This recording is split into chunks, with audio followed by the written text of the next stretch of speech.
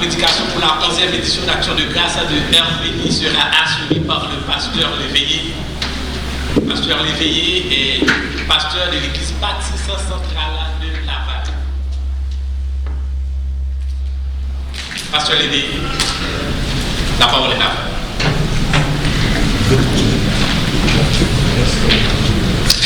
Salutations dans le nom du Seigneur Jésus-Christ. C'est une joie d'être avec vous ce soir. Avec le mois de décembre qui est à nos portes, mes pensées dans les derniers jours se dirigent un peu sur les récits de la Nativité. Et ce soir, ce n'est pas nécessairement un message sur la Nativité, mais bien sur l'espoir que nous avons dans le Seigneur Jésus-Christ, qui est le chemin, la vérité et la vie. Il nous dit que nul ne vient au Père que par lui. Mais dans Luc chapitre 2, il y a une annonce assez particulière qui est faite à un groupe d'hommes, un groupe d'individus qui étaient mal aimés. Sans pouvoir voir dans vos cœurs ce soir, j'aimerais que vous vous posiez une question. Ce n'est pas nécessaire de me répondre à moi, mais j'aimerais que vous répondiez dans votre cœur devant Dieu. Est-ce que vous avez l'impression d'être mal aimé? Peut-être mal compris, peut-être même blessé par des gens et ignoré, et peut-être même y a-t-il quelqu'un ici ce soir qui se sent complètement rejeté. Peut-être rejeté par ceux qui devraient vous aimer, peut-être même portez-vous des blessures qui datent de plusieurs années, peut-être même qui datent de votre enfance. Avez-vous des craintes? Peut-être qu'il y a des gens ici ce soir qui ont des craintes. Et honnêtement, les craintes, alors que l'inflation monte, vous vous posez cette question, mais comment est-ce que je vais bien faire pour aller? Peut-être des craintes sur vos enfants, peut-être êtes-vous un parent. Et si vous êtes comme moi et que vous êtes parent, vous réalisez que parfois, les enfants font des choix que nous aurions voulu leur éviter. Et nous prions, nous cherchons la face de Dieu, nous le supplions, mais au fond de nous, parfois, subsiste cette crainte. Ça peut être d'autres craintes. Nous avons entendu un puissant témoignage de guérison ce soir, mais peut-être que ça vous a encouragé parce que vous êtes ici ce soir, mais dans votre cœur, il y a de la crainte. Je suis ici pour vous présenter celui qui est la solution à toute crainte et son nom c'est Jésus-Christ. Je suis ici pour parler ce soir avec vous, pour nous entretenir sur celui qui ne rejette personne. Son nom c'est Jésus-Christ. Voulez-vous être accepté? Voulez-vous être aimé? Voulez-vous être reçu? Son nom, c'est Jésus-Christ. Dans Luc chapitre 2, dans les versets 8 jusqu'à 20, nous trouvons un groupe d'hommes. Un groupe d'hommes mal aimés, rejetés, ça le dit au verset 8. Il y avait dans cette même contrée des bergers. Maintenant, pour vous et moi, en 2024, presque en 2025, ça ne veut pas dire grand-chose, mais nous allons expliquer ce qu'étaient des bergers qui passaient dans les champs l'éveil de la nuit pour garder leur troupeau. Et voici un ange du Seigneur leur apparut, et la gloire du Seigneur resplendit autour d'eux. Ils furent saisis d'une grande frayeur. Mais l'ange leur dit, ne craignez point. Et voici, il donne la raison pourquoi ils ne doivent pas craindre. Ne craignez point, car je vous annonce une bonne nouvelle, qui sera pour tout le peuple le sujet d'une grande joie. C'est qu'aujourd'hui, dans la ville de David, il vous est né un sauveur qui est le Christ, le Seigneur. Et voici à quel signe vous le reconnaîtrez, vous trouverez un enfant emmailloté et couché dans une crèche. Et soudain, il se joignit à l'ange une multitude de l'armée céleste, louant Dieu et disant, gloire à Dieu dans les lieux très hauts, paix sur la terre et bienveillance envers les hommes. Lorsque les anges les eurent quittés pour retourner au ciel, les bergers se dirent les uns aux autres, allons jusqu'à Bethléem et voyons ce qui est arrivé, ce que le Seieur nous a fait connaître. Et ils y allèrent en hâte et trouvèrent Marie et Joseph et le petit enfant couché dans la crèche. Après avoir vu, ils racontèrent ce qui leur avait été dit au sujet de ce petit enfant. Tous ceux qui les entendirent furent dans l'étonnement de ce que leur disaient les bergers. Marie gardait toutes ces choses et les repassait dans son cœur. Et les bergers s'en retournèrent, glorifiant et louant Dieu pour tout ce qu'ils avaient entendu et vu, qui était conforme à ce qui leur avait été annoncé. J'aimerais qu'on prenne un instant pour prier avant de poursuivre. Seigneur Jésus, nous venons à toi en reconnaissant avant toute chose notre totale et entière incapacité. Si c'est moi qui parle ce soir, dans ma chair, par mes forces, ou par quelconque élément qui fait partie de moi et moi seul, ce sera un échec. Tu nous dis, sans moi, vous ne pouvez rien faire. Mais nous savons que tu es le cep, et nous sommes les sarments. Et celui en qui tu demeures et celui qui demeure en toi, bien, il porte beaucoup de fruits. Alors ce soir, je prends cette place, la place d'une branche, la place d'un sarment. Et la seule espérance que nous avons que les prochaines minutes seront profitables, c'est que ce soit toi qui fasses l'œuvre à travers ton Saint-Esprit, en utilisant peut-être un serviteur, mais en parlant directement au cœur par ton Saint-Esprit, en appliquant la parole de Dieu aux besoins de ceux qui se sont assemblés ce soir.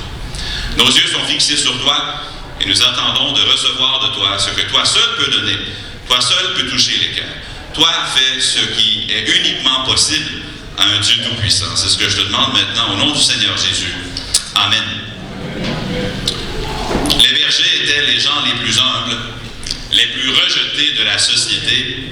Et dans la grâce de Dieu, ils furent les premiers à entendre cette bonne nouvelle. Et leur réaction devrait nous interpeller ce soir.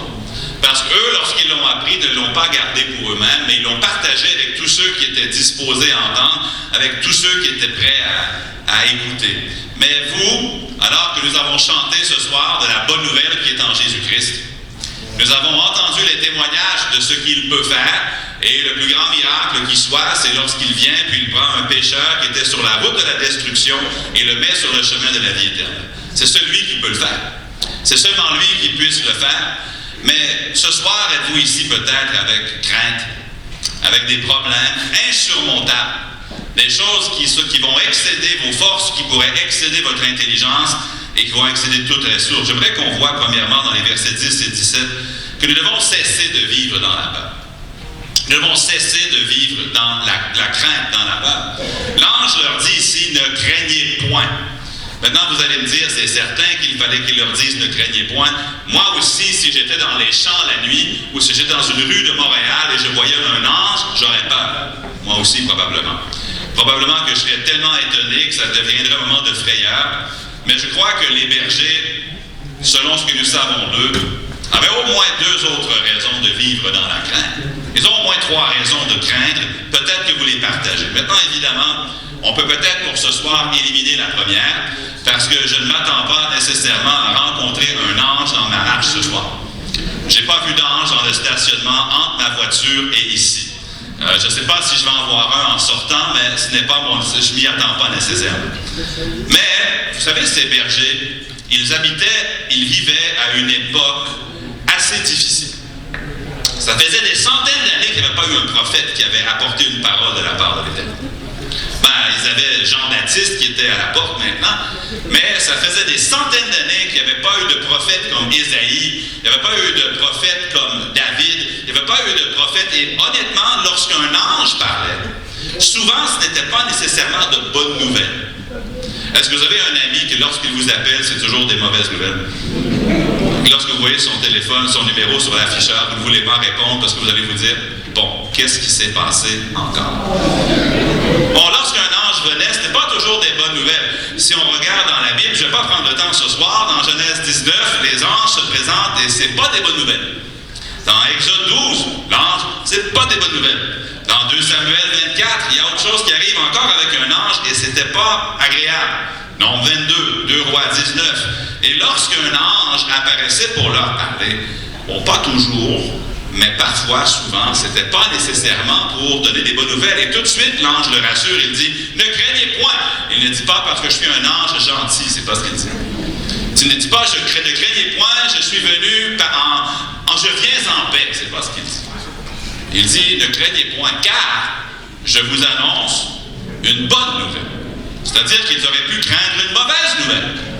Mais non, il leur annonce une bonne nouvelle. Il leur dit, ne craignez point, voici la raison pour laquelle ne craignez point. Je suis ici pour vous annoncer une bonne nouvelle. Une bonne nouvelle qui sera pour tout le peuple le sujet d'une grande joie. Mais il y a une autre raison pourquoi ils auraient pu craindre, et peut-être que vous la partagez. Les bergers étaient méprisés par la société. C'est ironique parce que c'était eux qui élevaient les agneaux, oui, les animaux qui étaient utilisés au temple. Mais eux-mêmes n'avaient pas le droit d'aller au temple.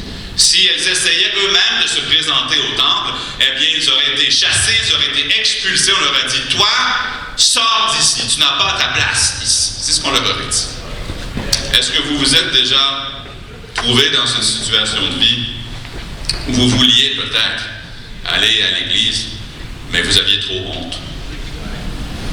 Il y avait un homme qui a visité notre église il y a quelques années avec un lourd passé. Et quand je dis un lourd passé, je veux dire un lourd passé. Un lourd passé d'abus qu'il a subi, qui ensuite est devenu un passé d'abus qu'il a infligé à l'autre. Un lourd casier judiciaire. Et il est venu me voir, puis il m'a dit, est-ce que vous êtes certain que je peux venir dimanche? Mais certainement, vous pouvez venir. Non, mais tu ne sais pas ce que j'ai fait. Il me raconte ce qu'il a fait, puis il s'attendait à voir dans mon visage une réaction voulant dire, oh non, ne viens pas. Et je lui dis, non, je veux que tu viennes. C'est certain? Oui. Pourquoi? Parce que peu importe ce que tu as fait dans ta vie, Jésus a payé pour ça à la croix du Calvaire. Peu importe le crime que tu as commis, je ne dis pas qu'il n'y aura pas de conséquences sur cette terre. Je ne dis pas que tu peux toujours réparer ce que tu as cassé dans ce monde. Mais je peux te dire ceci, ce que tu as fait, Jésus l'a payé, il veut te pardonner. Ça, c'est certain. Peut-être êtes-vous ici puis vous dites, j'ai honte. Peut-être même. Et je suis heureux que vous êtes ici. Je suis sincèrement content que vous êtes là ce soir. Mais y aurait-il une personne qui est venue ici un samedi soir, mais si ce que nous avons fait ce soir, c'était trouvé dans un temple d'église un dimanche matin, vous auriez été plus hésitant en vous demandant si c'est vraiment votre place. Je vais vous dire, votre place, elle est auprès de Jésus. Parce que Jésus, il vous aime. Et la bonne nouvelle de Jésus, c'était même pour les bergers, c'était pour ceux qui étaient les plus méprisés. Il y a quelques années, ma femme, souvent à Noël, elle prenait un sac de plastique et puis elle mettait dedans une paire de chaussettes, une bouteille d'eau, une palette de chocolat, un Nouveau Testament, différentes autres choses. Puis on allait dans les métros de Montréal trouver des itinérants. Et parfois, lorsqu'on approchait pour leur donner ce qu'on voulait leur donner à Noël, parfois, ils reculaient, puis ils se demandaient, mais qu'est-ce que cette personne veut? Pourquoi est-ce que cet étranger vient me voir? Ils sont habitués que lorsqu'ils ont des interactions avec les gens, c'est désagréable. C'est peut-être violent, c'est peut-être abusif, c'est peut-être du mépris. Mais ces bergers-là n'étaient pas habitués à recevoir la gentillesse du peuple. Et même s'ils ont vu un ange dans la nuit, et même si souvent les anges apportaient des messages de jugement et que eux étaient vus comme les indésirables de la société, la solution à toute leur crainte se trouve au verset 11, où l'ange leur dit, c'est qu'aujourd'hui, dans la ville de David, il vous est né un sauveur, qui est le Christ, le Seigneur. Il ne dit pas, il leur est né un sauveur. Il ne dit même pas, il est né un sauveur. Il dit, il vous est né un sauveur. Peut-être qu'il y a quelqu'un qui est ici ce soir, et honnêtement, si on vous demandait tout ce que vous avez fait cette semaine, il y aurait certaines choses que vous préféreriez cacher. Des choses que vous avez fait le week-end dernier, que si c'était connu publiquement, ça vous ferait honte. Ce ne sont pas des choses dont vous êtes fiers. Je suis ici pour vous dire qu'il vous est né un sauveur, qui est le Christ, le Seigneur. Tu ne sais même pas mon nom. Non, j'aimerais l'apprendre. Mais vous savez, quel que soit votre nom, quel que soit votre passé, je peux vous dire ceci. Il vous est né un sauveur, qui est le Christ, le Seigneur. Pendant 4 ans, j'étais aumônier dans 4 prisons fédérales aux alentours de Montréal. Et lorsque je m'assoyais dans le bureau d'aumônerie avec un nouveau détenu, parfois, ils cherchaient à m'impressionner par leur crime. Donc, la première conversation, ils cherchaient à me dire tout ce qu'ils ont fait pour essayer de me faire réagir, pour voir si j'allais reculer ou si j'allais me mettre en colère. Mais vous savez, c'est une joie et un privilège d'entendre quelque chose d'horrible, quelque chose d'indescriptible, et de pouvoir, avec toute sincérité, dire « Il vous est né un sauveur, qui est le Christ, le Seigneur. » Ouais, mais tu ne sais pas ce que j'ai fait. Non, mais je sais ce que lui a fait. Et il a payé pour ça. Vous dites, ouais, mais moi, je n'ai pas vraiment beaucoup d'amis. Eh bien, je suis ici, je peux vous en présenter un, son nom, c'est Jésus. Ouais, mais même mon père, même ma mère, même mes enfants, même mes frères, même Les gens les plus proches de moi, ils ne veulent rien savoir de moi. Jésus, et je suis sincère, Jésus vous aime. Pas juste vous au pluriel, mais vous, toi, au singulier. Qui que tu sois. Ouais, mais tu ne me connais pas, tu ne sais pas ce que j'ai fait. Mais je peux vous dire que les bergers, eux, ne pouvaient même pas aller au temple. Je suis convaincu, même si le texte ne le dit pas, que quand ils sont allés dans la ville pour annoncer ce qu'ils ont vu, il y a des gens qui ont dit « Oh, les bergers ». Peut-être qu'il y avait des femmes qui prenaient leurs petits-enfants pour les cacher. Ils disaient « Non, ça, eux, c'est des bergers ». Savez-vous que les bergers, si un berger témoignait, leur témoignage n'était même pas pris au sérieux. Si un berger avait été témoin de quelque chose, puis il passait devant le juge, les bergers étaient tellement méprisés, ils étaient tellement pris pour des menteurs chroniques que leurs paroles ne valaient rien. Pourtant, c'est à eux que Dieu a dit « Je veux que vous preniez ce message et que vous alliez l'annoncer ». Il n'a pas demandé aux avocats, il n'a pas demandé aux juges, il n'a pas demandé à qui que ce soit, sauf à des gens qui étaient, pour les Juifs de l'époque, les bas-fonds de la société. Pourquoi? Parce que le Seigneur veut que nous comprenions ce soir que qui que tu sois, qu'est-ce que les gens peuvent bien penser de toi? Peu importe les gens qui t'ont rejeté, peu importe ce que les gens ont à dire, et même lorsque les gens traversent la rue plutôt que de partager le trottoir avec toi, sache ceci, il vous est né un sauveur, qui est le Christ, le Seigneur. Ouais, mais j'ai déjà connu des chrétiens, que j'étais allé dans une église une fois, on m'a mal reçu, il y a des gens qui m'ont regardé de côté. Ouais, mais ça, c'était pas Jésus. Parce que Jésus vous aime. Il a dit, je ne mettrai point dehors celui qui vient à moi. Il nous dit dans Jean chapitre 6. Mais je veux que vous sachiez que vous pouvez cesser ce soir même de vivre dans la peur, de vivre dans la crainte, de vivre dans le rejet. Si vous connaissez peut-être le nom Sonia Pierre, elle a vécu de 1963 à 2011. Elle était haïtienne, mais elle est née en République dominicaine. Et toute sa vie, elle a été l'objet de racisme, de marginalisation, mais toute sa vie, elle défendait les droits de ceux en République dominicaine qui étaient d'origine haïtienne. Puis elle était active, elle mettait en lumière toutes les injustices qu'elle pouvait trouver. Et toute sa vie, cette dame-là était une cible de menaces puis d'hostilité. Mais malgré ces défis, un jour, elle a reçu en 2006 le prix des droits de l'homme Robert F. Kennedy. Mais toute sa vie, elle a été méprisée. Mais au bout, c'était elle qui est la héroïne de l'histoire. Même si elle était méprisée, finalement, elle a été reconnue. Et si vous êtes ici ce soir, je veux que vous sachiez que Jésus vous reconnaît comme l'objet de son amour. Il vous reconnaît comme celui, comme celle pour qui il a donné sa vie. Pas juste pour nous, comme d'un mur à l'autre ici ce soir, mais peu importe la chaise que je pourrais pointer ce soir, peu importe ce qu'a fait la personne qui est assise dans cette chaise-là, il vous est né, à toi, il vous est né un sauveur qui est le Christ, le Seigneur. Quelles que soient vos craintes, quel que soit votre passé, la solution et l'assurance sont incluses dans les mots que l'ange dit ici, il vous est né un sauveur. Mais remarquez ensuite dans les versets 15 et 16 que vous devez venir au sauveur vous-même. C'est bien que Jésus soit venu à vous. Il faut ensuite venir à Jésus. Il y a un vieux proverbe chinois qui dit que Dieu a fait les 999 premiers pas qu'il y avait entre Dieu et vous. Il vous en reste un à faire. Mais vous devez venir à Jésus. Jésus est venu à vous, maintenant vous devez venir à Jésus. L'ange dit aux bergers, alors qu'il leur parle, il dit « Et voici à quel signe vous le reconnaîtrez. » En d'autres mots, allez le voir. Et lorsque vous irez le voir, voici comment vous le reconnaîtrez. Mais s'ils ne vont pas le voir, ils ne le reconnaîtront pas. Si les bergers ne vont pas voir Jésus, l'ange a parlé en vain.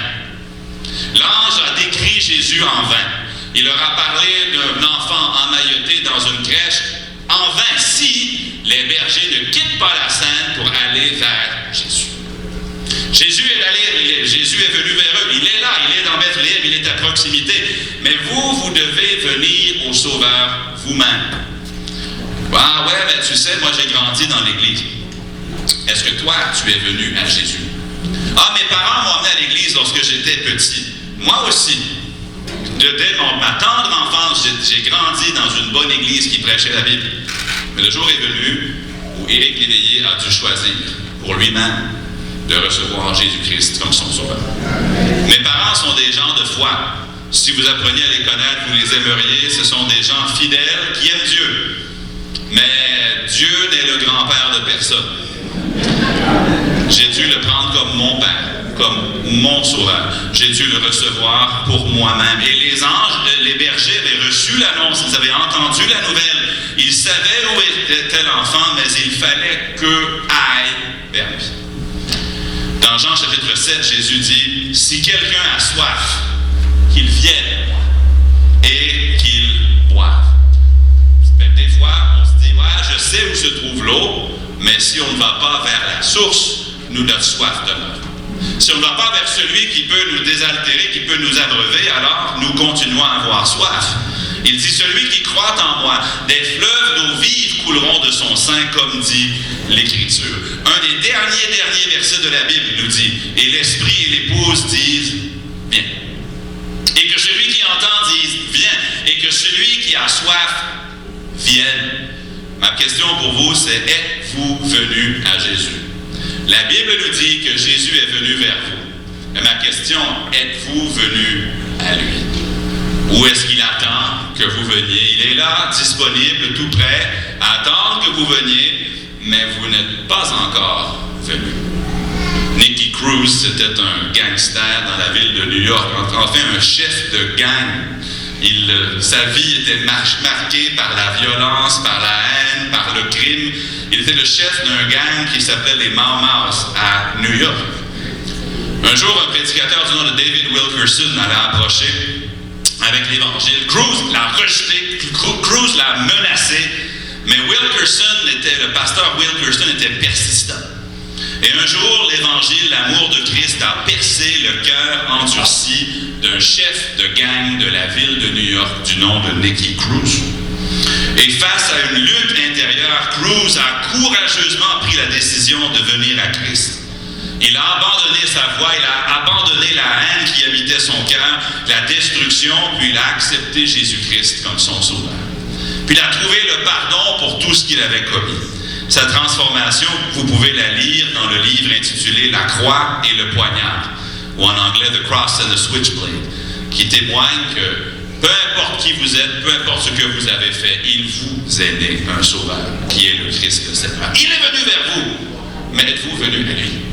Si oui, quand? Quand avez-vous? Si vous n'êtes jamais venu vers lui, plusieurs raisons pour cette soirée, pour louer le Seigneur, pour témoigner de sa grandeur, pour lui rendre grâce pour tout ce qu'il fait dans nos vies, et aussi pour vous inviter ce soir à venir à lui. Celui qui est venu vers vous. Mettez de côté ce que vous avez fait, on se repent de ce qu'on a fait, et on accepte celui qui nous aime tel que nous sommes. Un des cantiques les plus chantés dans les 400 dernières années d'histoire chrétienne dit, ou du moins dans les 100 dernières années, dit « Tel que je suis, sans rien à moi, agneau de Dieu, je viens. » Mais encore faut-il venir. Encore faut-il venir à lui. Il est venu vers nous et nous devons aller vers lui. Chaque personne a un choix à faire face à Jésus-Christ. La Bible nous dit qu'il n'y a point de juste, pas même un seul. Moi, je ne suis pas juste de nature en dehors de Jésus-Christ. Vous n'êtes pas juste non plus sans Jésus-Christ. Mais la Bible nous dit que le salaire du péché, c'est la mort, mais le don gratuit de Dieu, c'est la vie éternelle en Jésus-Christ, notre Sauveur. Il est disponible pour vous. Si vous voulez venir vers lui, Jésus va vous dire, j'ai payé pour ça. J'ai payé de mon sang pour te sauver. Si tu viens à moi et tu cesses de mettre ta confiance dans tes efforts, dans ta réforme, dans ta religion, mettez ce que vous voulez, et que tu places ta confiance, ta foi en moi, je te sauverai. Dans Romains chapitre 10, ça dit que si nous croyons du cœur, alors nous parvenons à la justice. Et c'est en confessant de la bouche qu'on parvient au salut. Si tu confesses de ta bouche le Seigneur Jésus, et si tu crois dans ton cœur que Dieu l'a ressuscité des morts, tu seras sauvé. Jésus veut que vous soyez sauvés, il veut que vous soyez pardonnés, il veut vous accepter, il veut que vous veniez à lui. Puis ensuite, ça donne l'occasion de faire ce que nous avons fait ce soir dans les versets 17 à 20, de partager la joie. Les bergers sont partis avec joie Après avoir vu, ils racontèrent ce qui leur avait été dit au sujet de ce petit enfant. Et les bergers s'en retournèrent, glorifiant et louant Dieu pour tout ce qu'ils avaient entendu et vu, et qui était conforme à ce qui leur avait été annoncé. Plusieurs personnes dans cette salle ce soir ont déjà reçu Jésus-Christ comme leur sauveur. Est-ce que vous l'avez reçu? Plusieurs personnes ici ce soir sont en mesure de non seulement connaître, mais ensuite de partager la joie qui est disponible en Jésus. Et Heure Bénie organise cette soirée, et une des raisons, c'est parce qu'ils veulent partager avec nous tous et avec vous, pas seulement vous au pluriel, mais toi au singulier, que Jésus est mort à ta place et il veut t'accepter ce soir. Si toi tu l'acceptes, il t'accepte. Je ne mettrai point dehors celui qui vient à moi. Il n'y a personne qu'un jour qui va se faire refuser l'accès au ciel. Non, non, non! Toi, tu en as trop fait, tu as trop fait de mal, toi, sors d'ici. Non! Il y a un prédicateur britannique dont j'oublie le nom, qui parlait un jour du larron sur la croix, à qui Jésus avait dit, aujourd'hui même, tu seras avec moi dans le paradis. Un larron, un criminel, condamné à la peine capitale. Il n'a pas passé beaucoup de temps à l'église, cet homme-là.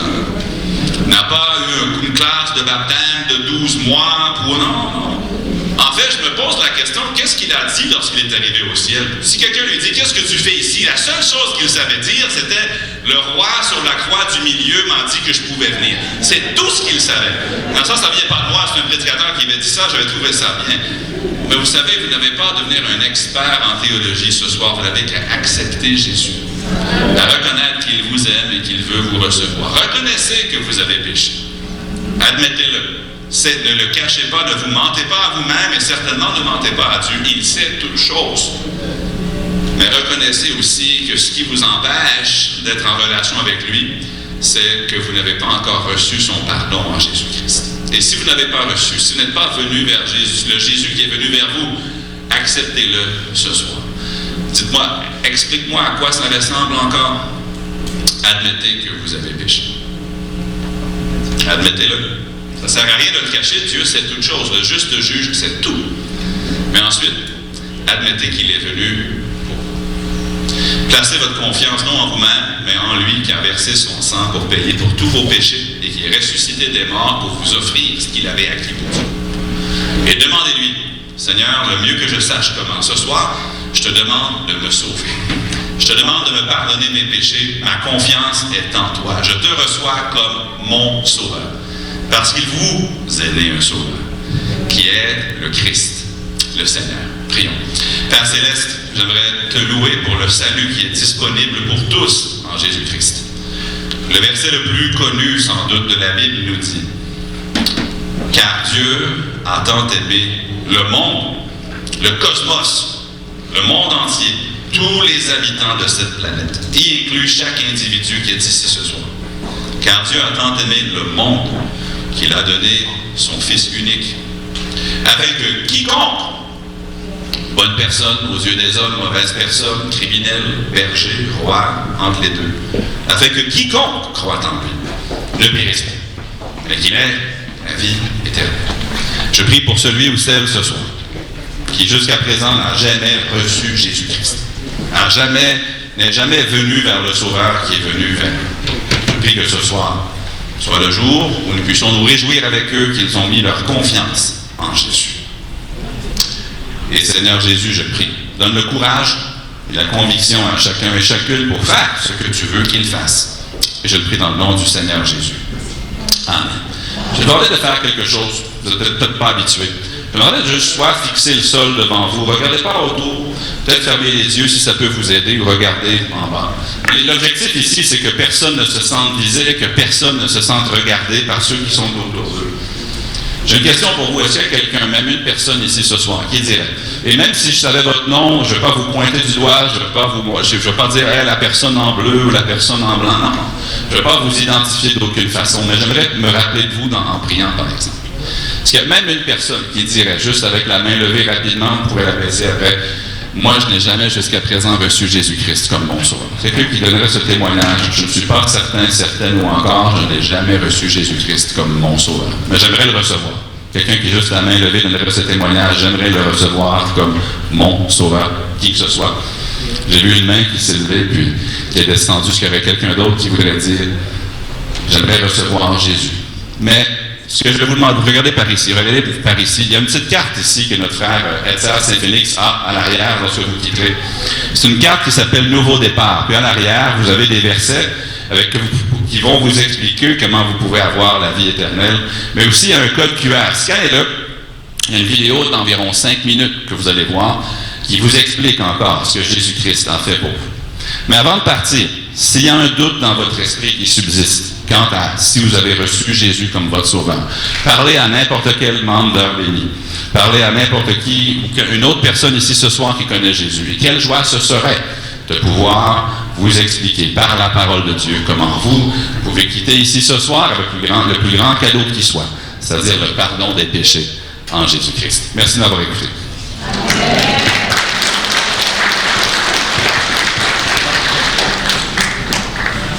Merci, Pasteur Olivier. Donc, quand vous avez entendu la parole de Dieu, ça est allé tout droit dans votre cœur. Donc, c'est à vous de prendre la décision si vous n'avez pas encore accepté Jésus comme Seigneur et Sauveur. Ce n'est pas demain, ni après-demain, c'est aujourd'hui. C'est aujourd'hui le jour du salut. Donc, nous allons terminer, mais juste avant de terminer avec la prière finale et la bénédiction, nous tenons à remercier tous nos invités qui sont présents ici et remercier nos musiciens qui nous ont accompagnés pendant cette 11e édition d'Action de grâce à Heure Bénie. Et juste, nous tenons à remercier tous ceux qui ont contribué aussi pour cette action de grâce, pour la réalisation de cette action de grâce, pour la parole de Dieu qu'on a profité de prêcher en cet instant. Et donc, levez-vous et nous invitons le pasteur Raymond Bachelin qui va prier et prononcer les paroles de bénédiction. J'avais mis en l'Éternel mon espérance et il s'est incliné vers moi. Il a écouté mes cris. Il m'a retiré de la fosse de destruction du fond de l'Avre et il a dressé mes pieds sur le roc. Il a fermé mes pas. Il a mis dans ma bouche un cantique nouveau, une louange à notre Dieu. Beaucoup l'ont vu et ont eu de la crainte et ils se sont confiés en l'Éternel. Heureux l'homme qui place en l'Éternel sa confiance et qui ne se tourne pas vers les hautains et les menteurs. Tu as multiplié, Éternel, mon Dieu, tes merveilles et tes desseins en notre faveur. Nul n'est comparable à toi. Je voudrais les publier et les proclamer, mais le nombre est trop grand pour que je les raconte. Oui, Éternel, notre Dieu, dans notre vie, durant ces 11 années, tu as fait pour nous de grandes choses, de multiples choses. Et nous ne pouvons pas les énumérer, les compter. Le nombre en est trop grand. Ainsi, dans le nom de Jésus, avec ce petit mot, nous voulons te dire merci pour tout. Merci pour le salut que tu nous donnes en Jésus-Christ. Merci pour cette bonne nouvelle que nous avons en Jésus-Christ.